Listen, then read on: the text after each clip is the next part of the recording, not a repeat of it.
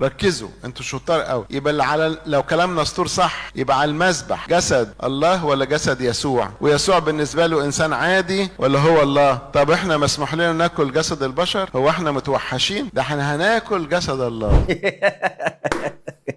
هو احنا متوحشين؟ ده احنا هناكل جسد الله. لا لو كده ماشي يا جماعه، لا لو كده ماشي. احنا هناكل جسد بشر؟ احنا متوحشين بناكل لحم البشر احنا؟ لا احنا هناكل جسد الله.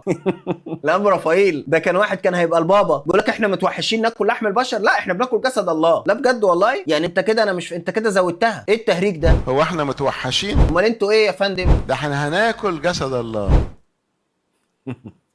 احنا هناكل جسد، احنا مش متوحشين يا جماعه، احنا هناكل جسد المسيح. لا احنا بناكل جسد الله.